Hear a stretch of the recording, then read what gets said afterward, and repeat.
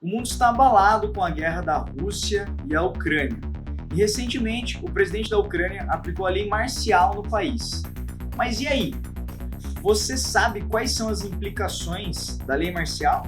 Não? Então, bora pro vídeo que eu te explico sem juridiquês essa tal de lei marcial.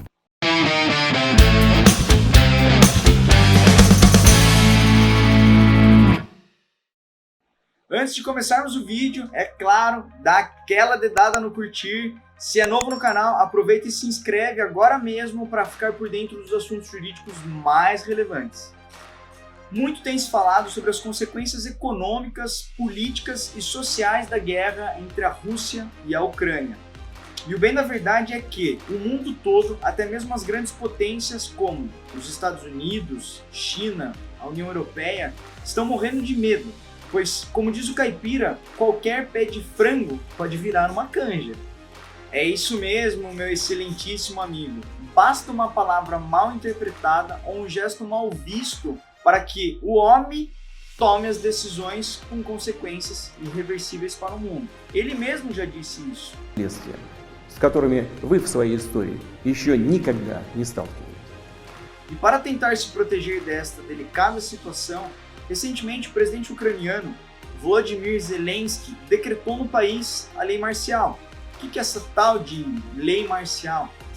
A lei marcial nada mais é do que uma medida excepcional, aplicada em situações emergenciais, onde o Estado acaba transferindo poderes específicos para as autoridades militares.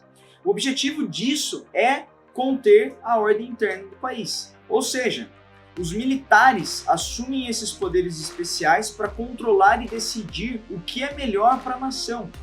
Sob os efeitos da lei, os militares têm então autonomia para decidirem sobre a suspensão de direitos fundamentais dos cidadãos, tais como direito de ir e vir, direito de opinar, de se reunirem e entre outros direitos. Imagina você então, aqui no Brasil, ser decretada uma guerra e o nosso presidente invocar uma lei marcial. Na prática, o que vai acontecer é justamente a transferência dos poderes do presidente para os militares.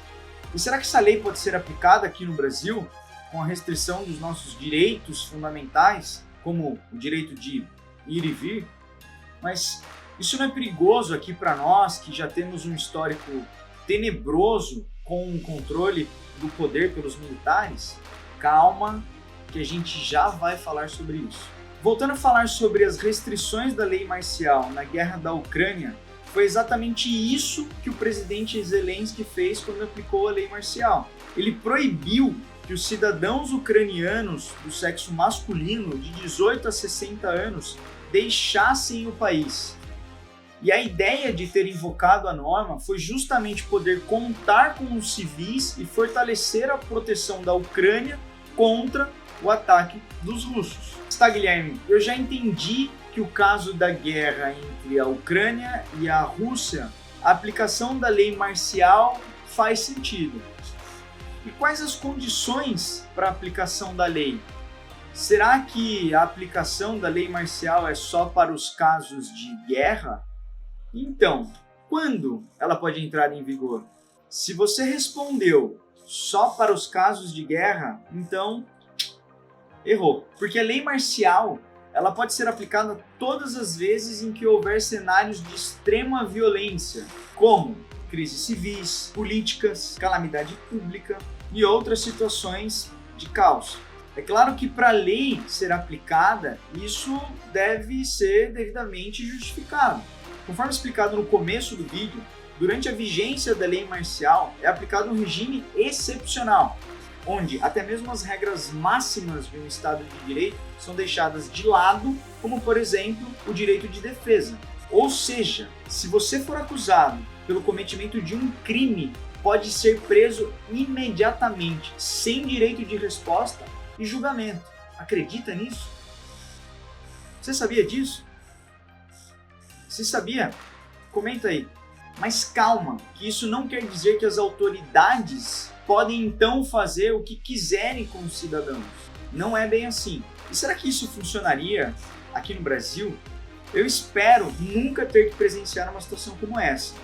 E fato é que os riscos e as consequências da lei marcial são altíssimos, pois se ela esvazia totalmente os poderes do Estado e centraliza nas mãos dos militares, isso pode futuramente dar espaço para um golpe de Estado, tal como vivido aqui no Brasil nos tempos da ditadura. E numa hora dessas, você já deve estar aí extremamente preocupado, questionando se a lei marcial se aplica aqui no Brasil. Afinal, os contornos do conflito entre a Ucrânia e a Rússia até então são insabidos. Ou seja, será que a gente vai participar dessa guerra? Mas a resposta para a pergunta anterior é que não existe uma previsão na lei maior, na nossa Constituição Federal, sobre a lei marcial. Mas existem, contudo, previsões sobre outros dispositivos de aplicação em estados emergenciais, como o estado de sítio e o estado de defesa. Sinceramente, eu pesquisei bastante sobre a lei marcial e, muito embora eu não tenha conseguido encontrar uma explicação técnica para trazer para você a diferença entre ela e os mecanismos aqui da lei brasileira, a conclusão que eu tive é que o estado de defesa e o estado de sítio são semelhantes à lei marcial. E qual a sua opinião sobre a aplicação do estado de sítio aqui no nosso país, com a transferência irrestrita de poderes aos militares? Isso te gera insegurança, medo, preocupações? Já diz o ditado popular: cachorro que foi picado por cobra tem medo de linguiça. Se você curtiu esse vídeo e tem interesse em saber mais assuntos jurídicos referente a esse conflito da Ucrânia e da Rússia, aproveita, se inscreve no canal, porque nós comentaremos e traremos muitos outros temas referente à guerra e também outros assuntos jurídicos que impactam diretamente as nossas vidas. Então é isso, valeu e até a próxima!